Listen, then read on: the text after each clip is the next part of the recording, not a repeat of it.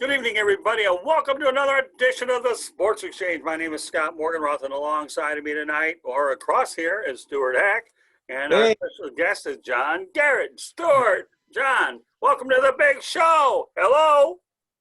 hey, Hey, thanks so much, man. I'm excited to be here. This is awesome. No, we're glad to have you, and I'll tell you what, it's always good to bring on some new people, and my goodness, you're welcome to our Hall of Fame family here. Where Hey, fun is a requirement, and me going crazy is the norm. So, with all that right. said, Stuart, why don't you welcome our guest, John Garrett, sure, John Garrett. Where do we start? Author, from the beginning. CPA. I mean, it's like a quadruple threat. I'm sure I missed some there, but Right. I've been wanting you to come on with me for some time now, and I'm glad we were able to work this out. Obviously you went to Notre Dame, and we'll talk Yeah. about your role in the football program there in a minute, but you went for accounting. Yeah, absolutely. Yeah, well, I started engineering, but D in physics means that business is probably for me. Yeah. So yeah, I graduated with an accounting degree. Absolutely. Yeah. And then you worked for Price Waterhouse, one of the Yeah. big. PricewaterhouseCoopers, one of the big four. I was in a rotational program and then ended up in internal audit, merger acquisition type stuff. So it was pretty awesome. Then was later on the largest financial services client that PwC had for about a year and a half long project before I ended up leaving Big Four. So yeah, it was great. I loved it. And at what point did you just wake up one morning and say, because I'm wondering, I've been dealing with this myself, but I stayed with it a little bit longer. At what point did you wake up and say, you know what, I'm out of here? So I mean, it's really hard to tell the story only because I don't recommend people do it. It's hard. It's hard out here when you're on your own, when you have your own business, but you're also the product. So being a full-time comedian, you're the CEO, you're the secretary, you're marketing, you're product development, you're the writer, but you're also the performer and you're the product. And so And you were doing this while you were still working. yeah. So I did it for many years at night on the side. And by many, I mean about 5. And then, one day we had a new manager that came in from the outside, and he and I did not really get along very well. And so I was going to leave anyway. And so I had the good fortune of being on some, like the Bob and Tom morning show, and my comedy album was on Sirius and Pandora, and had opened for Louis Anderson in Atlantic City and done some cool things. And so I thought, well, if I'm leaving, I might as well just give this a go and see what happens. I had a phone call with Wayne Cotter, who was an old IBM guy, left to host A&E's Evening at the Improv eventually, and a couple of other comedians that have pretty much made it big time. And and they're like, give it a shot. Give yourself 6 months, and then you can go back and get a job. And so it just happened it was kind of a perfect storm, I guess, where my comedy career was really going up, and then the accounting career at the same time was, starting to hit some rough patches, just because of, I was going to have to find a new job anyway. And so then you just start running, and then you run as fast as you can and as hard as you can and as long as you can to just outrun it. And and I was fortunate enough to be able to do that, but that's rare. And so I don't want to be the guy that tells people, yeah, quit your job and go follow your dreams, because 99 out of 100 are not going to make it. And then I'm the guy that you're going to find to punch me in the face and be like, hey, jerk, it didn't work, and it's all my fault now. And then I feel bad. So instead it's, hey, don't do it. Keep it as a hobby. Keep it as a side thing. Because let's face it, you're probably not good enough to make a living at it. And that's totally okay, because you're not supposed to be. That's why it's a hobby, And so it was just kind of a perfect storm in the corporate world. And then comedy was taking off, and then you just got to hustle. You just got to hustle 24/7, really. Hey, That's did where you it's at. ever have a chance to go to Chicago and the Second City? I know that the Second City and comedy are really big. I ought to know. I'm from the Midwest, and I used to go to Chicago quite a bit. Yeah, absolutely. So Second City's a little bit different. That's more like Saturday Night Live. I Okay. did more stand-up. So in Chicago it was Zanies Comedy Club right downtown. And then there's another one out in St. Charles. So yeah, I did those clubs. Absolutely. I've been to Second City as an audience person, and it's amazing. They're so funny, but that's a little bit different. That's more sketch. So that's like Saturday Night Live, where it's a written scene that people are acting out. What I do is just me and a microphone on stage telling jokes. So that's how it's a little bit different. I tell people, if you've ever been to Chicago, if you don't go to Second City, shame on you, because it's certainly a place that I used to go there a lot when the Lions took on the Bears, and I always loved making that Chicago trip. And I always said, you know what, I'm going to the Second City, and I used to go there a lot of times. It was just an unbelievable place to go. Oh yeah, no, it's they're so talented there and so funny, and then get yourself some deep dish. And then have a heart attack on the way home, but who cares? It's totally worth it. I'm with you. I've had a bunch of those Chicago deep dish pizzas in the past. And if you're on a diet, you ain't gonna find it eating that stuff. No, not in Chicago. That's for sure. Between that and the pizzas and the beefs and all that, forget it. Yeah. So no, but that's how I ended up doing comedy full time, and then had the good fortune of opening for Louis Anderson in Atlantic City, hanging out with Jay Leno, met Seinfeld, and then living in New York City, was just very cool. You see Chris Rock and Seinfeld and Gaffigan and, Louis C.K. and, all these comedians that are, and then buddies of mine, like Ryan Hamilton, who's got a Netflix special out now, and Tommy Johnigan, who won Last Comic Standing, and, people like that, you're friends with and you hang out with, and you just make each other better. And it's a crazy world though, man. And that comedy, the behind the scenes stuff, it's pretty wild. It's probably not very much different than doing like minor league, like a ball in minor league baseball, like, like just where you're just like riding buses and sleeping in your car and, just working for peanuts and just hoping to make it big. Yeah. Chris Rock, I've always admired his work. I really do. Oh yeah, no, he's great. And what was really cool too is you could see these people come in and they're working on new material. So, you get to see it not on the special that's on TV. It's, here's some stuff I just wrote today. I'm going to come to the audience and work it out and let's see what happens. And sometimes they miss wildly and you're like, what the hell were you thinking? But most of the time when they miss, they just miss by a little bit because they've done it for so long. So they kind of have a pulse on it. But yeah, it's always working on your craft, always pushing yourself outside your comfort zone, always, just getting better for sure. If you had to look at comedy capitals, and I use that very loosely. What would you say would be a comedy capital for you? So New York City is the capital of stand-up comedy. New York City for stand-up, Chicago for the sketch and improv sort of, and then LA is for like actors. Characters and things like that. So, but as far as the capital of stand-up comedy, it's New York City. Everybody knows it. Even if someone's trying to lie right now, they know it. It's New York. It's where the best of the best are. Have you watched The Marvelous Mrs. Maisel?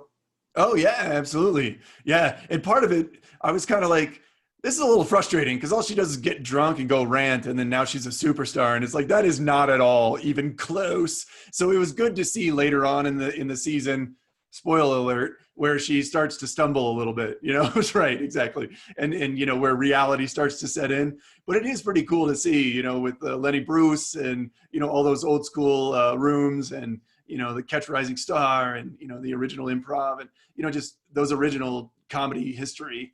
I'm a huge nerd on that stuff. So yeah, so it is fun to see, but it's definitely, a fictional portrayal of, what it's like. Because if you watched, I guess Seinfeld has a documentary called Comedian, and it came out probably 10 or 15 years ago now. That's the most accurate depiction of what it's like to be a comedian. Orny Adams was relatively unknown at the time. And so Seinfeld kind of took him along to these shows. Seinfeld was rewriting new material, and then Orny was unknown. And they're at like McGuire's or no, it was out on Long Island. I forget the name of the club right now at the top of my head. I'm blanking, but they were there, and it was Governor's. That's what it was. It was Governor's Comedy Club, and Jerry Seinfeld is on stage, and a woman is heckling him. And he's like, how famous do you have to be to not get heckled? Like, what is going on? And that is not part of comedy, everybody. Like, if you go to a show, shut your mouth, like laugh, like Jimmy Brogan, who was the head writer for Leno for 10 years and also a Notre Dame alum, a buddy of mine, he's like, you don't go to the ballet and trip the ballerina. Like, why do you go to a comedy show and then try and interrupt the show? You're not part of it.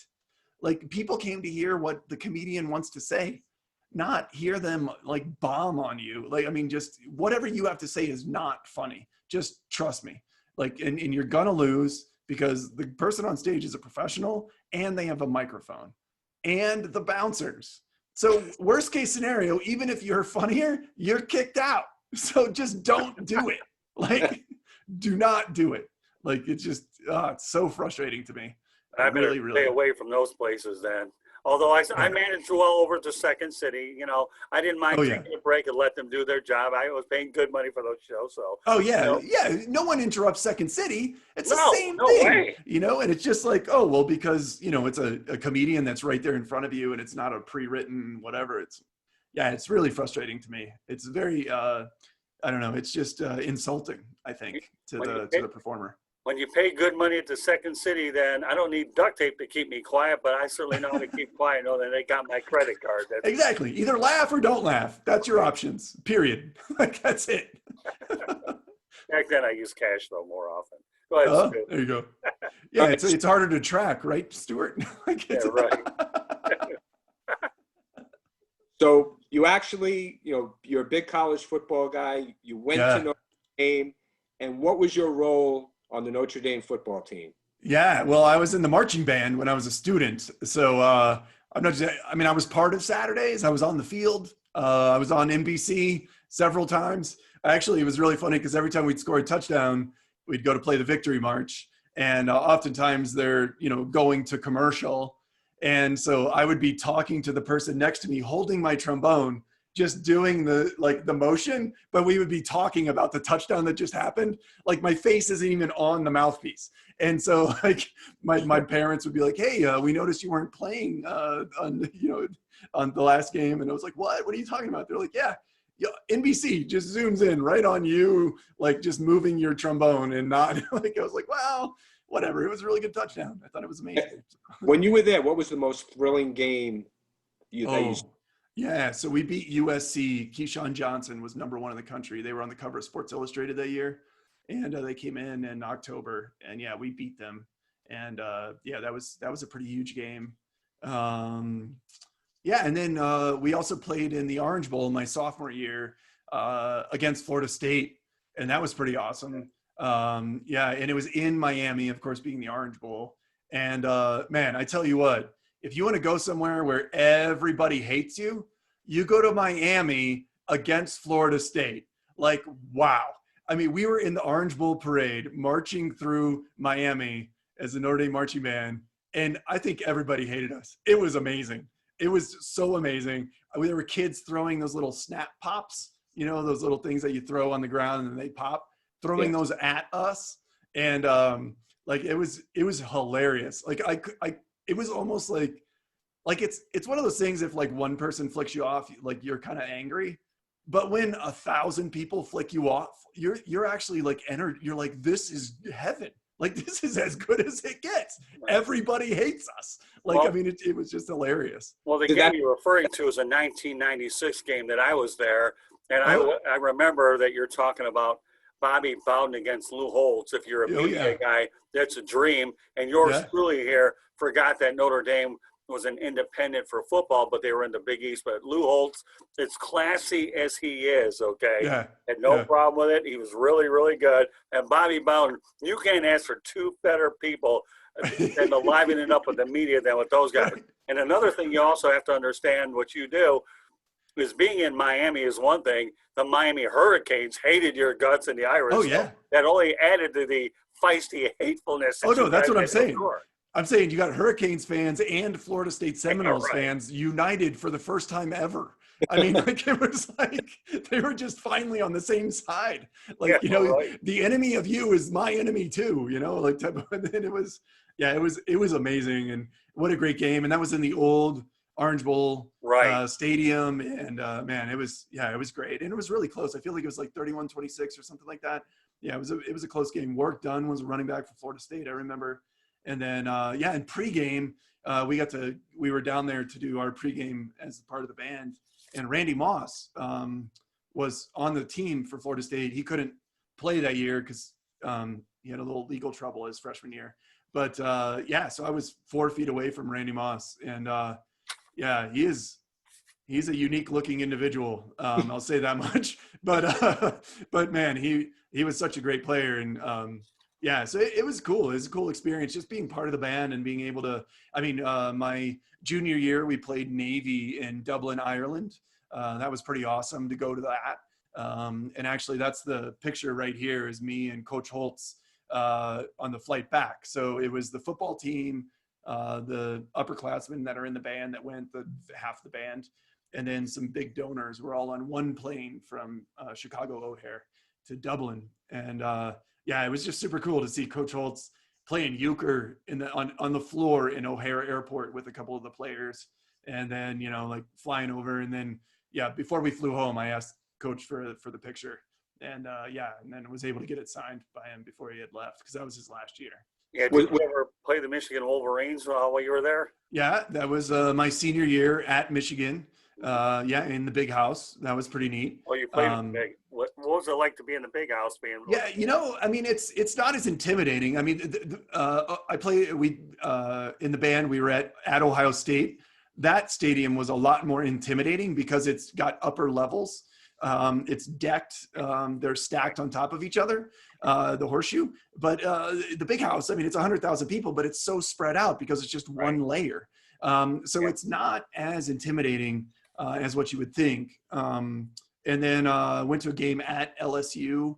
That was pretty awesome. They drink a lot. And I don't know if you can get contact drunk, but I'm pretty positive that happened. It was a night game. And they were like number 12 or 13 in the country. And we went down there and beat them. And and then they do pass outs for if you leave at halftime, go drink more at your car, and then you can get back in. Really? And I was like, these people are going to die. Like, do not give them more alcohol. Like, this is crazy.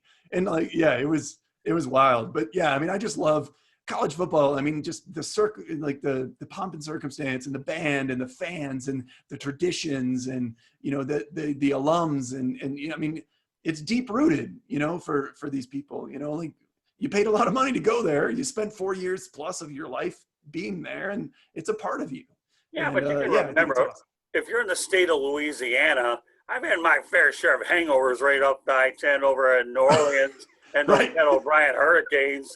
I've never ever gone to New Orleans and not really gotten slammed before. No, exactly. It actually, when we went to that game, we went to New Orleans the night before, and then it came up. So Yeah, I covered Lions games over at the Superdome. I also at the 1982 Final Four at the Superdome. And I tell you what, Pat O'Brien's in New Orleans. If you haven't been there, you got to go there. There's no place like a hangover than over at Pat O'Brien's. And Pat O'Brien, I know you're probably going to get some plugs here. Who cares? The reason you're getting Hurricanes. Talking about LSU. Yeah, and the hand grenades. And and then some beignets. And no, it's so good. But why do you think anything would be called Bourbon Street? Because you're in New Orleans. It's more like rum. Bourbon Street. You're naming a street after alcohol, but only in New Orleans, Bourbon Street. Of course, I wouldn't have known that half the times I walked out of there plowed anyways. But that is, what can I say? Whether this is a family show or not, when you go to New Orleans, you see good football and you get plowed. All right, Stuart, continue. Didn't mean to take you off your game. No, it's all good. You got to know Coach Holtz while you were there. How did that come about, and what was he like? Yeah, so what was really cool to me is, when you're the head football coach at Notre Dame, you're pretty high up there in the pecking order. And so you don't have to do really whatever you don't want to do. And so what was really cool to me is that every year, once or twice, he would come over in his golf cart after practice, and the band was out there practicing. And he would drive his golf cart over and he would address the band. And he would say, you know, hey, we're out here practicing just like you are. We're out there on Saturdays just like you are. You're just as much a part of this Notre Dame experience as the football team is. And when we're out there and we're getting tired and we hear you guys break out the victory march, that gives us an extra, you know, an extra juice and gives us a boost. And we hear you and we appreciate that. And I thought that was really cool, you know, for him to just come over for 2, 3, 4 minutes, address us and just, hey, you're a part of this too, and keep it up. And, you know, and he's a huge fan of the Notre Dame Marching Band, especially. And that just meant a lot to me to see, you know, when you're a leader, and I think it carries over to corporate or really any job, is when you're a leader and you take 2 minutes, to you is nothing, but to those people, that's everything. You know, I remember that, you know, and vividly. And it was just really cool. Or like on our way back from that trip in Dublin, and hey, coach, can I get a picture? And he's like, absolutely. And yeah. And so last year I had the good fortune actually in New Orleans. I was speaking at a conference for a software company, and I was the close of the first night and he was the opening of the next morning. And it was really funny because I do a bit about how extracurricular activities and these outside of work passions are really important. So put them on your resume, you know, even if it's at the bottom. And so mine was Big Brothers Big Sisters and, you know, and professional stand-up comedian. But above that was education, University of Notre Dame. And in the accounting world, it's a top 5 accounting program every year. And I would say, well, is it significantly better than everyone else's accounting degree? No, unless you went to USC or Michigan, then damn straight it is. And right. This company was headquartered in Michigan. And so everyone's like, ooh. So Lou comes out the next morning and he's like, hey, I'm celebrating the 61st anniversary of my 21st birthday. I made it simple math so people from Michigan wouldn't know how old I am. And I was like, yes, like that's awesome. And so anyway, so afterwards, they did a little private meet and greet for their big donors. And so I was able to go there, and there were about 20 of us in there. So everyone was asking him questions, you know, hey, Lou this, Lou that. And so at the end, I just waited in the back. And then Lou went down to pick up his, you know, Coach Holtz went down to pick up his, you know, satchel. And so I was like, hey, Coach Holtz. And he immediately like attention and like eyeballs. Right. And because no one called him Coach Holtz that whole time.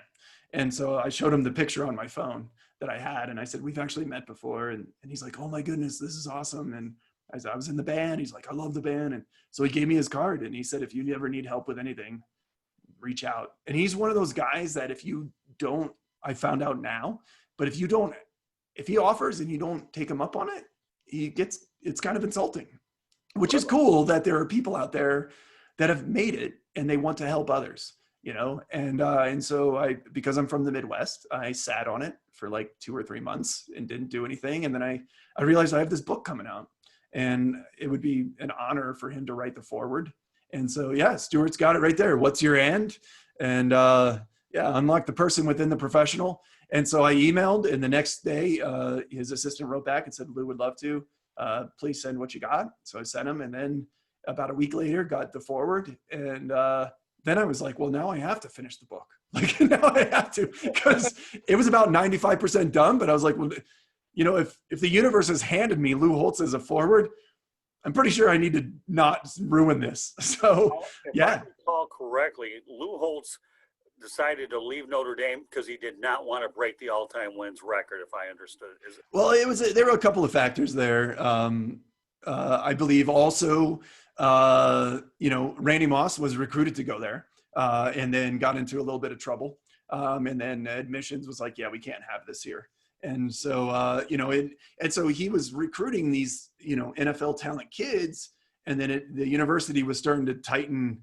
The academic standards at Notre Dame are already higher than the NCAAs, but those can be fluctuated, you know, sometimes, you know, like a kid like Chris Zorich and Tony Rice, they came in on a program that allowed, you know, they were still above the NCAA standards, just not quite to Notre Dame standards. Right. But then Notre Dame, you know, they do some plus and minus there, I guess, if that makes sense. Yeah. And so then they just started tightening that up, you know, and Lou's like, you know, this is a combination of a lot of things. But yeah, it's hard. It's a hard place to coach. You have all the alums that are demanding so much of you. I mean, Lou used to joke about even if we went 12-0, everyone would complain that we didn't win by 50 every game, which is just stupid. And so it's just hard. It's a hard place to coach because the kids are in school. They're in class. Trust me, they were in class more than I was. I mean, even like Alan Rossum, who went on to be a kick returner in the pros, he was in my accounting class my sophomore year. And they had a game at Washington, so they left on Thursday night. He plays the game at Washington, has like an interception return for a touchdown and then a kickoff return for a touchdown, and then shows up on Monday morning and does a presentation at 10 a.m. in our accounting class. And I'm like, how the hell did you just do this? I don't even know. Like, this is crazy. And so it is a hard place, but that's what makes me proud of the university, is doing things the right way. You're a student athlete. It's not, you're not a football factory because 2% are going to go on to the pros, and then there's everybody else. And what are you going to do for the rest of your life? And even then, if you go pro, your average career is less than 3 years. Right. So, actually have some legs under you and know what you're going to do with your life. Well, everybody knows about the stigma with Newt Rockney. Of course, everybody loves that movie, Rudy. Okay. Oh, yeah. And then that walk down the tunnel when you're there. Oh, it's amazing. I've never done that. I've never been to Notre Dame. It is a bucket list item. Since I like to drive, I'm a road warrior. I'll get there. It just depends on how we get there, when we get there. If it's a matter of when, what COVID or not COVID, I'm still going in my vehicle. I'm going to get to South Bend, whenever that may be. But being from the Midwest, like we are, to me, you have to appreciate Notre Dame. They play Michigan State a lot, Michigan. But I know that there's a big mystique about Notre Dame and that the academic standards are really, really high. But with all due respect, Notre Dame's tradition goes unmatched. It really does. They've had a lot of tremendous coaches. You've had Ara Parsegian there for a while, who went on to do some pretty good things. And we're not going to get into a coaching clinic tonight. But some of the people that have gone on, Frank Leahy has made a good name for himself, like going to Wisconsin and building a dynasty over there, or I should say a legacy there. Yeah, Barry Alvarez. Yeah, absolutely. Yeah, and that's what's unfortunate this year is, I mean, Notre Dame had, since we are not in a conference, we play everybody, and so it was, at USC, it was Stanford at home, it was going to be Wisconsin in Lambeau Field, which is just incredibly awesome, and so, it's almost, like Notre Dame's like, well, I mean, it's like in the old days, when Grantland Rice wrote the Four Horsemen article, it was playing Army in Yankee Stadium, I mean, just the coolest of cool, I mean, it's really neat. So yeah, it's fun to be a part of that. And then now writing their football award shows, 2 of which have been nominated for an Emmy, which is pretty neat. So the first year was Hannah Storm and Dan Hicks hosting. And then a couple of years after that was Jerome Bettis, and then Aaron Taylor. And then last year was Ryan Harris. So all alums. Dan and Hannah are married. Hannah's an alum. And but yeah, it was just so fun to just hang out with those people for a day and make them funny, which is some work, to be honest. I mean, it's hard enough to write stuff for yourself, but then the show is almost like the ESPYs. It's pretty awesome, in a theater, about 900 people on campus, and just give the students, the players, a chance to celebrate and have some fun. So, I would love to have asked Lou Holtz, hey, well, forget about the Big East. What about the ACC? I'll bet I would have gotten a whole different answer this time. Right? Well, yeah. Well, those were the days when we played like Georgia Tech, and they were really good back then too. And I mean, of course, Florida State. Miami was still Big East then, I think.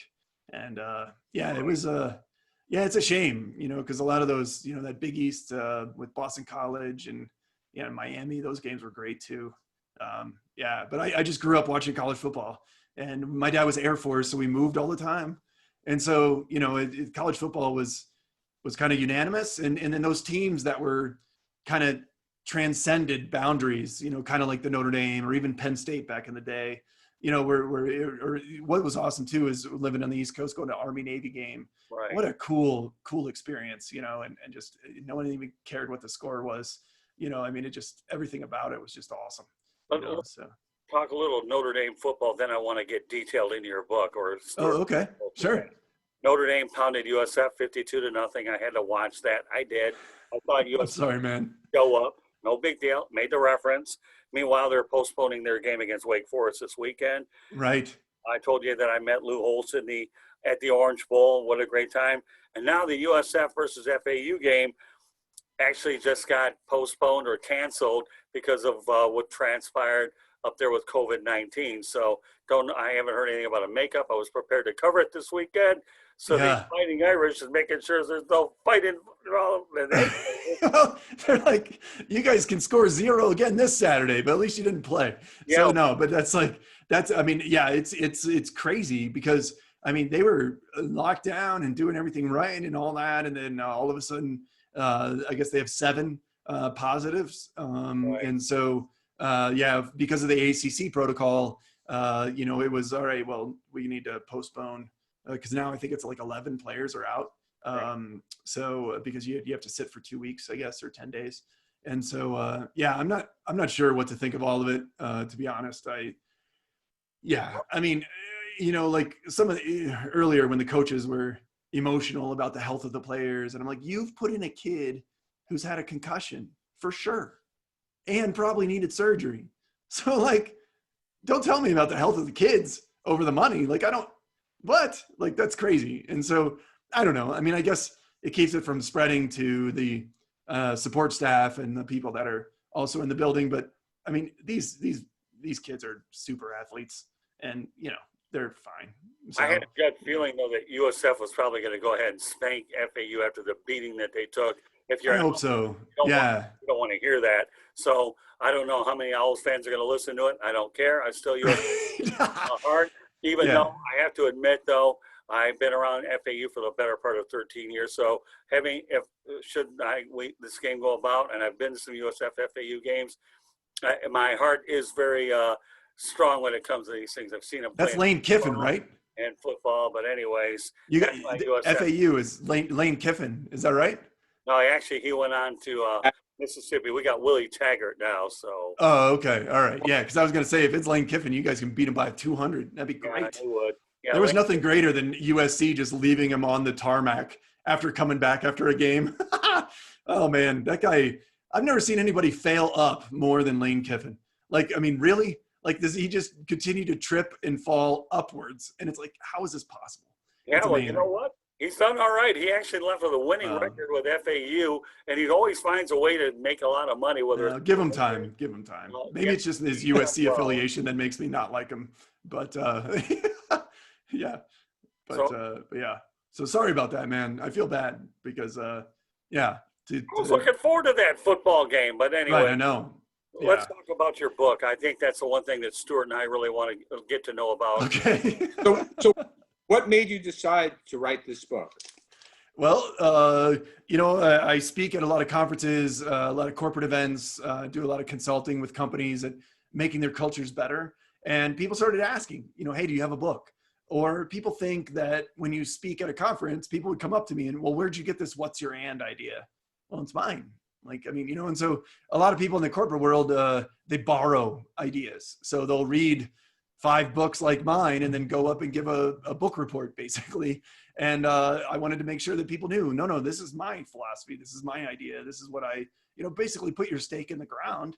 But also, too, it goes into a little more depth to people that haven't heard me speak or haven't heard of me or don't know or are struggling with, hey, our corporate culture I thought was great. Then we started working remotely and it's weird. And we don't really have connections with each other. We don't have connections with clients. So that's where the book comes in where, maybe if you haven't heard me speak, you can read the book and at least get an idea or change your thinking that way. And so it just helps to spread the message farther and faster. Now, than what's your audience? Initially started as a podcast. Yeah. And that's when I had you on, actually, talking about doing comedy and being a tax accountant.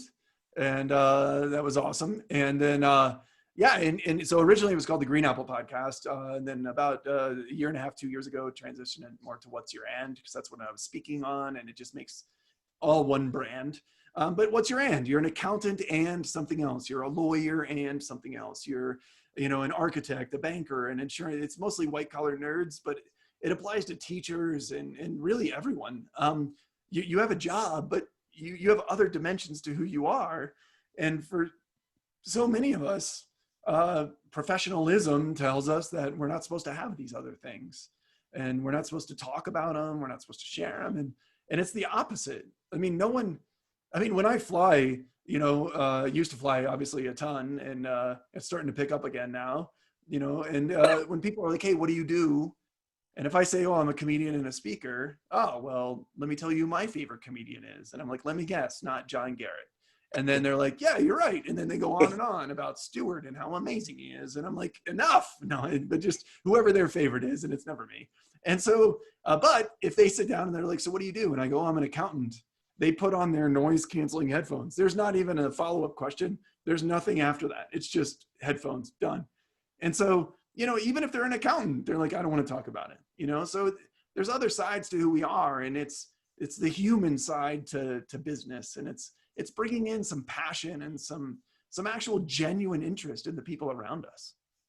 Did you find, like, of all the guests that you got, that they came more from one geographical place in the country than another? Was there one place where you found more people? Not really. I've been fortunate to have people from Australia, people from the UK, some people from Europe, Canada, all over the US. I mean, for the most part, percentage wise, probably 70% of them are in the accounting consulting world. But then there's also, lawyers and bankers and engineers and, people like that as well. And not really one specific part of the country, simply because when I speak, it's people from all over. And so it's, hey, I'd love to have you on, and it's been cool people. Some people played minor league baseball for a couple of years before realizing, what, I'm probably not going to make it to the bigs. So let's just hang it up and get working. And then there's people that do a 5K walk for charity once a year. Sweet. Let's talk about it. A lady that makes kombucha for fun in her basement, or, a guy that has like a custom menswear where he designs suits and gets them made for his friends and coworkers, just kind of as a hobby. And, everything in between, stained glass or painting or playing the piano or watching horror movies or listening to podcasts or going to concerts. Like, people love to do these things. And, who else does is your coworkers and then your clients. And, creating those connections over those things are so much stronger than talking about work. I mean, if this was an accounting radio show, like, good God, no one would listen. This would be terrible. Scott would be asleep. I wouldn't even know half the words Stuart was saying. Like, it was. I wouldn't fall asleep. I got to tell you, I get intrigued by it, especially when I have a good accountant that gives me a big tax refund and teaches me. But I also have a good accountant here, and Mr. Hack, who's taught me a lot about that thing called a jock tax. So. Oh, there you go. Oh, there yeah. You go. No, hey, listen, yeah. Every time he brings up this jock tax thing, I really perk up. I don't need caffeine. I only need a jock tax. Right? But if you have a good accountant, you don't need to know it like they do. So, that's how it is. I like to be educated. Come on, really. Yeah, totally. All right. So let's talk FASBs. And I had to speak once at a high school in front of parents, teachers, and students. And when I got there, I was right next to the person from Buffalo Wild Wings who was giving out samples. So I really needed to do something. And this was at the time when Bruce Jenner was becoming Caitlyn Jenner. Okay. So I started talking about the tax deductibility of a sex change operation. So I had everybody's attention. If a doctor signs off and says you have a gender identity issue, the operation is a medical expense. However, if you want your breasts enhanced, that is considered cosmetic, so it wouldn't be deductible. But if you need it for a business, say you're a stripper or someone like that, you could write it off as a business expense because it grows your business. Pun intended. I see what happened. I see what happened there. I had all these people, That's amazing. They weren't their wings. They were coming from me, my little sticky pads samples. Yeah. You have to realize, if you want to make it interesting. Yeah, and you want to be relatable. You got to meet people where they're at. And people aren't at super high level, technical skills of whatever the job is. They're at their hobbies and passions. And especially people that are introverted, which a majority of the population is, talking about your hobby or outside of work interest is a much easier conversation than talking about work. because you can't be wrong. And the other thing that I found from interviewing so many people and all the research that I did too is people are hesitant to call themselves a runner because they didn't qualify for the Boston Marathon, or their time isn't great, or I'm not a painter, no one's bought my painting, or, well, then it doesn't matter. Don't call yourself the label. Just say, I enjoy running. Then it doesn't matter what your time is. Or I enjoy painting. Do they suck? Who cares? I enjoy it. You're doing it for you. Stuart enjoys doing comedy. Is he on premium, like Comedy Central? Like, no, but it doesn't matter. He enjoys doing comedy. Like, that's all that matters, is something that you enjoy. And when you talk to people about those things, just notice how their energy changes in the tone of their voice, and their eyes light up, and they're alive, and like there's color now, and especially in a corporate setting where everything's just so dull and gray, like just a little bit. And plus, that's what's going to make you stand out. It's not your technical skills. When it comes to a client that's going to choose, somebody to do their taxes, everyone does them right and well. So I'm going to get the same return, 9 times out of 10 so no matter who I pick. But the personality and how we connect, that's what makes me want to choose someone. Picking a spouse, when you think about it, not everyone is right for everyone else, but when you find the one, then that's who you go for. Exactly. And it's that's your differentiator. If you work for a large company like I did with PricewaterhouseCoopers right out of school, and when you're in the bin of all the other new staff, well, you're not different than anybody else. And so, but you are as a person. And so, if I were to take someone's group, a department at their company, remove everybody, replace them with new people that have different skills or the same degree in technical skills, the work gets done the same. It's just a totally different department, different personality, different, unique skill sets that people can bring. And so it's just cool to see people come alive and just realize that there's more to who you are as a person and what you can bring to work, and more to the people around you. I mean, there's just amazing people. Yeah, I agree. I got to tell you, one of my all-time favorite comedians was Red Fox, for sure. So, oh yeah, yeah. And I know he did a lot of comedy out in Vegas for a while, and of course, watching Sanford and Son, that's certainly one of my all-time favorite. But I love public speaking. That's something eventually I look to do it down the line when the situation presents itself, when the COVID is clear, not coast is clear. So I know how to come up with them too. Right. I don't know if that'll ever be, but at least if we can get a fraction of that, so be it. But you're right. When you're on a microphone and the lights are on, that's when you just have that energy, and you just, John, take it to levels that you can't only imagine. You feel like every time you're on a broadcast or you're in front of someone, then it's like being shot out of a cannon is what it is, with energy. I think one of my all-time favorite adrenaline rushes probably doesn't have to do with the microphone, but I think you'll get a kick out of this being from the Midwest, okay? Yeah. Is I was dating this bartender in Walled Lake, Michigan, and I remember when the lake froze so much that her and I and this other guy drove across the lake in a pickup truck, and this guy he was driving, I was on the other side. Right. My girlfriend's in the middle. We rolled down the window. We had snow hitting inside of there, and my goodness, you talk about an adrenaline rush. Holy Toledo. That's crazy, man. Yeah, but that's my wife gives me the name Crazy Man, so I can let it. Really. Yeah, you can't do that in Florida, that's for sure. No, you definitely can't do that. Yeah. Well, I mean, I guess you could try, but you only get a little bit in, and then the gators get you. Is that, I don't know. Like, I just try to stay away from them, but that's for another day. But it's what lights people up, and like find that out. We work so we can live, and it's about time we all just admit that and harness that, and then you can bring some of that energy and bring that to the office, because you're able to talk about it, you're able to share it, people care. People ask Stuart, hey, how was your show last weekend? Or how was, I know you were running a race. How was that race? Or, hey, I know you were working on a painting. I'd love to check it out. Just ask people, and don't judge. Just, that's cool. We're not in 6th grade anymore where, I'm going to get stuck in a locker, and, we're cool. Like it's fun to be, unique and different, and provided everything's game until you interrupt someone else's ability to do their job. Right. That's when it becomes unprofessional. But up till then, you're getting your work done, they're getting their work done. Who cares? in talking about it, it only makes things better, deepens those relationships. And especially now that we're working remotely, I mean, you can't complain about the coffee anymore because we don't have the same coffee in the break room. So, what are you having conversations about? And, people are finding out that, that the relationships need to be deeper than what they thought.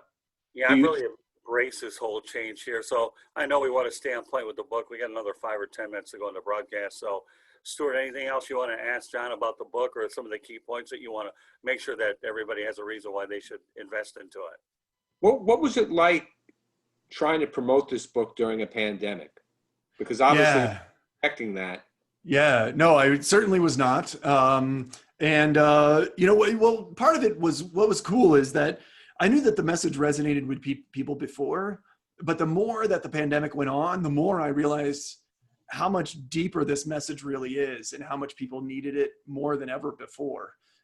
Before, people would pass each other in the hallway. How you doing? Fine. All right. And we thought we had a good relationship. Well, then all of a sudden you go remote and I don't know what to talk about with you, or, it's weird. And so that encouraged me. Usually there's, a book signing, and there's conferences that I'm speaking at, and there's, just everybody gets books, and, it's really getting the message out there like that. And, Denver has this amazing, the Tattered Cover bookstore here, independent bookstore. That's awesome. And they do really cool things for local authors and, all of that stuff. And instead, it's not, and so what was awesome was just relying on, you have a launch team, and they were fantastic. I mean, just people from the podcast, people that have heard me speak, because I really believe this is like our message. Some people write a book, I climbed a mountain and here's how you can climb the mountain. Well, that's your individual story. Like this book is our message. Like it's Stuart's, it's all the people that are quoted in here. It's all the people that have been on the podcast. It's Scott's, it's all of ours, Right. and it's anyone that's thought, hey, am I supposed to have an outside of work hobby or passion? Or if I do, am I less professional or less dedicated to my career? And that's who this book's for. And so I think it just caught, at the right time, a movement. And, it's already well over 100 reviews on Amazon in a very short amount of time, which is pretty amazing. And I'm so thankful to everyone that's read it and left those reviews. It's been really cool to just see how it's impacted people. And so, yeah, it certainly isn't conventional, but it's also my first book, so I don't know any different. So, we were lucky enough.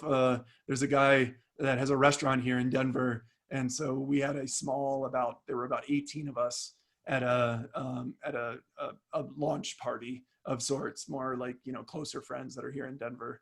That was, kind of fun to do. But I also, I very much deflect on, people like Stuart and people that have been on the podcast and people that this message is really for. It's really our message. And so that's how the title. And one of the things one of my goals down the road is to write a book. I am in a book in the Detroit Sports Broadcasters book in Michigan, where there's a page with myself, with Muhammad Ali and Jimmy Connors, but I still desire at some point down the road to be able to write on my own, so I could appreciate everything you're going through, which is why I'm glad you're on the broadcast tonight. I appreciate you guys having me on, man. This is awesome. Thank you so much. Just so everybody knows, you're listening to the Sports Exchange. My name is Scott Morganroth, the Motor City Badmouth, along with John Garrett and Stuart Hack tonight. We're promoting John's book. Okay, what's your and? I really love the title. I enjoy the creativity of the book. And just when you come up with a name, you always want it to be as catchy as possible, but make sure that the meaning is wrapped within the title so that people can understand it. And the old KISS theory, keep it simple, stupid. So yeah. And I think that when you come up with a name, whether it's through a podcast or whatnot, it doesn't matter. It's not what the title is, it's what you can actually gain out of it. And do you have this book also on audio book, or is it just in? Not yet on audio. It'll be on audio early part of next year, 2021.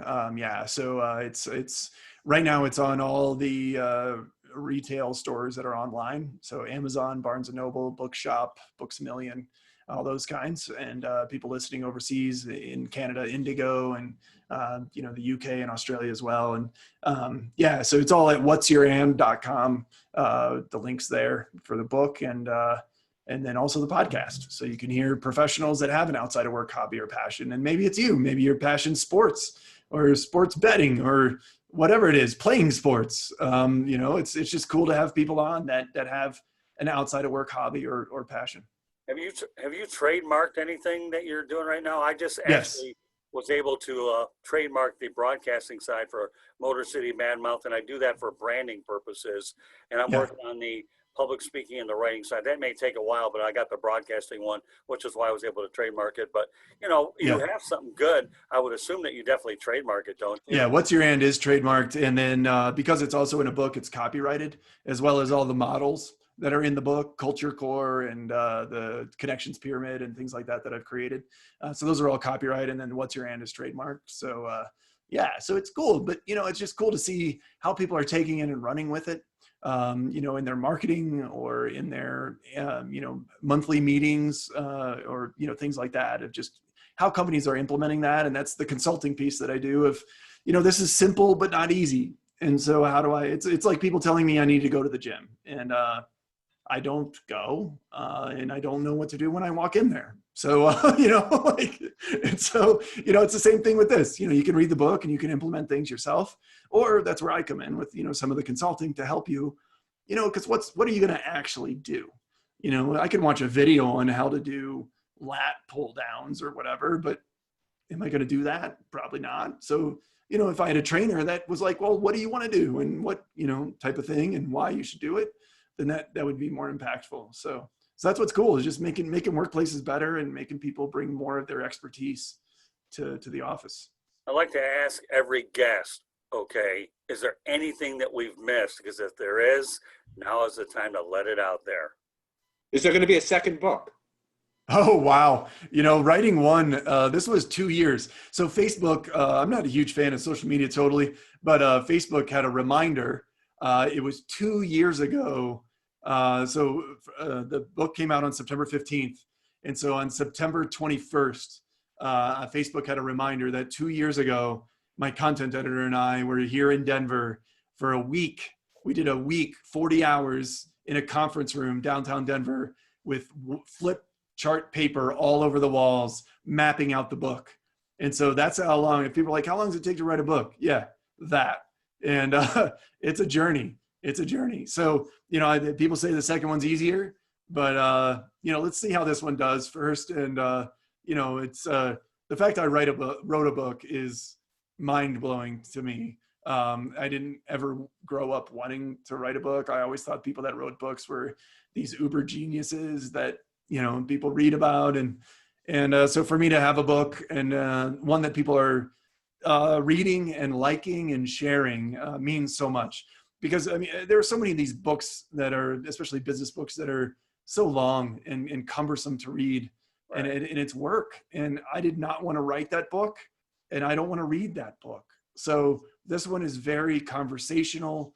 It's micro chapters. If you're the biggest compliment I get is, I'm not a reader, and I just read this cover to cover. Oh, it's 200 pages. It was quick reading. Reading. But there's enough meat there. Yeah. Where you learn things and you think differently, and it's not where you finish it and go, what the hell was that? You actually finish it going, wow, I have so many ideas now of how I'm going to make work better. But it's not in a way that's I'm talking down to you, or it's not an educational. I'm not using big words that you wouldn't use in conversation. And so that's what I'm excited about, is that people are reading it, even non-readers, because I would consider myself almost a non-reader, and I need to have that momentum going to finish. And so when I get that in a message or on an Amazon review, it just makes me so happy. Yeah, I've been thinking about doing it for 20, 30 years, never got around to it, but there will be a point now that I'm starting to get the urgency to really want to do it. Well, if I did it, Scott, you can for sure, man. Come on. Oh yeah, no, hey, listen, now that I've heard your story, I feel I have a responsibility to have something in common with you other than sharing a great broadcast and writing book numero 1. Okay. There you go, man. There you go. Anything else you want to add before we close out the broadcast? Well, no, I just so thankful to have you guys on me, have me on the show, and just everybody check out what'syouran.com. It's right there, the podcast, the book, and if you're read the book, please leave a review on Amazon. I can't tell you how much that matters to the life of a book. And if you have an outside of work hobby or passion, or someone you work with does, reach out. I'd love to have them on What's Your And podcast, because it's just super fun to share people's other interests. Hey, so I'm thank you so always much. available to your podcast. All you have to do is let me know. I'd be more than happy to talk about anything you want if you want me on. Right? There you go. Doesn't matter, or you're welcome to come on here another time, somewhere time down the line. That's awesome. Yeah. Once sports are happening more, and there's more than 60 games in a baseball season, and Stuart was joking earlier, the Cy Young Award winner gets 4 wins, and it's like crazy. It's just weird, but I'm just excited that college football is happening mostly, and that's where I was drawing the line. But since that's going, looking at that gold helmet in the background, I have to look at it. So with that, Stuart, why don't you let everybody know how they get a hold of you, and then I'll go over my particulars. And John, we're so delighted to have you on the Sports Exchange tonight. It's really been a privilege and a pleasure. I look forward to getting my hands on one of those books as well. So, well, thanks so much, guys. I appreciate it. So go ahead, Stuart. All right. Well, I'm Stuart Hack, and this isn't what I do for a living. I am an accountant, Hack Tax and Accounting Services. It's in Wellington, Florida, Palm Beach County. You can find it on the web, www.hacktaxandaccounting.com. And if you go on the media section, you will see both podcasts that I did with John Garrett. So if you want to hear him interviewing me, just go on my website and you'll be able to catch that. You can reach me by phone also, 561-214-6171, or email Stuart@hacktaxandaccounting.com. Also run a networking group, the Friendly Business Networking Group. They meet via Zoom the first and third Tuesdays of every month at 12 p.m. Scott and John can show up from time to time. You never know what's going to happen, so catch them there. That's all I got. Well, I'll be anxious to see what happens, John, when you interview me instead of me grilling you. It'll be, imagine how that conversation's going to go. Right? But meanwhile, in terms of getting a hold of us, you can hear the audio version of this broadcast through Apple Podcasts, Spreaker, Spotify, iHeartRadio, Google Podcasts, or wherever you get your podcasts. I'll repeat it again since everybody accuses me of talking too fast anyway. What would you expect? Being a Motor City guy who talks and moves quickly. But at any rate, you can once again get the audio version on Apple Podcasts, Spreaker, Spotify, iHeartRadio, Google Podcasts, wherever you get your podcasts. In terms of social media, well, you can follow me on Twitter @Tribune South, Facebook and Instagram, South Florida Tribune Gets It Done. This broadcast will air on the South Florida Tribune YouTube channel. So we will share it on Facebook as well as the South Florida Tribune YouTube channel. For those of you that want to subscribe to the YouTube channel, go to YouTube, hit the subscribe button, and you'll get all the broadcasts that we have. So don't be shy, hit the subscribe button, and then you'll be able to get it all. Our website, www.southfloridatribune.com. We have all of our content there for our media distribution partners, as well as our columnists and the broadcasts are there as well. And if you want to email us, southfloridatribune@gmail.com gets it done. And if you want to connect with me on LinkedIn, you can contact me at Scott Morganroth. I'll be more than happy to connect with you. So any closing thoughts, John? No, I just appreciate you having me on, and go Irish. So there's that. So, well, hey, listen, the Golden Domer is a Golden Domer, and go US Bulls whenever go Bulls. Go Danes, right, Stuart? Go Albany State, Great Danes. Yeah, there you go. There you go. I got to say this. When I had David Levin on a broadcast one time, he went to FSU. And Stuart, I think you were on that broadcast. I said, University of South Florida Bulls is the right thing for me because I am a Bull anyway. So David's getting a little nervous, and oh my God, I can only imagine about this thing here. Well, being the Great Danes, they also called us the Scooby-Doos. Oh, is that right? Oh, there you go. Oh, David Levin. If voice inflections could tell the story with David Levin, okay, and then I'm a University of South Florida Bull, and with my bull-headed personality for being a perfectionist, David Levin, he took it lightheartedly. It was a lot of fun. That's funny. What can I tell you? It's all in the school spirit, Oh, yeah. So the Great Dane, the Raging Bull, the Brahmin Bulls, and the Golden and the Fighting Irish, we all have a little fight in us tonight. Pretty much. Well, thank you guys so much. Well, with that said, on behalf of Stuart Hack, John Garrett, my name is Scott Morganroth, the Motor City Madmouth. Thank you for joining us on this edition of the Sports Exchange. Thanks, guys. See ya.